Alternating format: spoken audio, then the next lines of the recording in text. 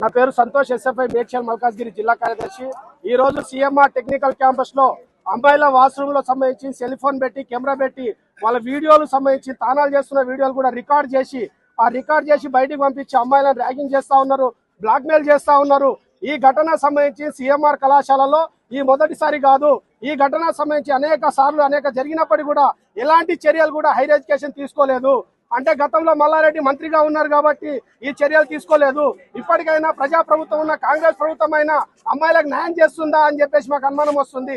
ఎందుకంటే అమ్మాయిలకు సంబంధించింది రక్షణ లేకపోవడం సిఎంఆర్ కళాశాలలో అసలు అమ్మాయిలకు రక్షణ లేదు. ఈ రోజు గోపాల్ రెడ్డి మాత్రం అనేక సార్లు అమ్మాయిలకు సంబంధించి రక్షణ ఇచ్చే కళాశాల మాదే అని చెప్పేసి మల్లారెడ్డి గోపాల్ రెడ్డి దెబ్బలు తడుచుకున్నా కూడా ఎక్కడ కూడా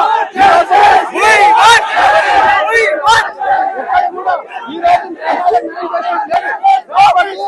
అమ్మాయిలకు న్యాయం జరగాలంటే ఈ రోజు సిఎంఆర్ కళాశాలల్లో ప్రభుత్వమే స్వయంగా తీసుకొచ్చి అనేక చట్టాలు తీసుకొచ్చినప్పుడు కూడా అమ్మాయిలకు రక్షణ లేకపోవడం అంటే ప్రభుత్వం నిర్లక్ష్యంగా భావిస్తా ఉన్నాం. కాబట్టి వెంటనే ప్రభుత్వం స్పందించి సిఎంఆర్ కళాశాల గుర్తింపు రద్దు చేయాలి. అదేవిధంగా గోపాల్ రెడ్డి పైన క్రిమినల్ కేసు బుక్ చేయాలి. ఈ రోజు వార్డన్ సంబంధించింది అమ్మాయిలను బెదిరించి ఈ రోజు గర్ల్స్ కళాశాలల్లో అమ్మాయిలు నిర్బంధం చేస్తా ఉంది.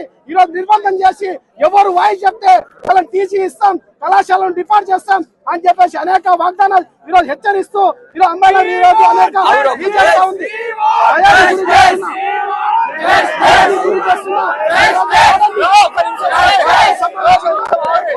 చర్యలు తీసుకోవాలి. ఈ రోజు సిఎంఆర్ కళాశాలలో వాడనే కాదు, ఈ రోజు గోపాల్ రెడ్డి మాకు ఇప్పుడే తెలిసింది. గోపాల్ రెడ్డి స్వయంగా ఫోన్ చేసి ఏ ఆర్గనైజేషన్ వచ్చినా కూడా విద్యార్థులు సహకరించకండి, ఈరోజు అమ్మాయిలు కూడా వాయిస్ ఇవ్వద్దు మీడియాకు అని చెప్పేసి నిర్బంధాలు పెడతా ఉన్నారు.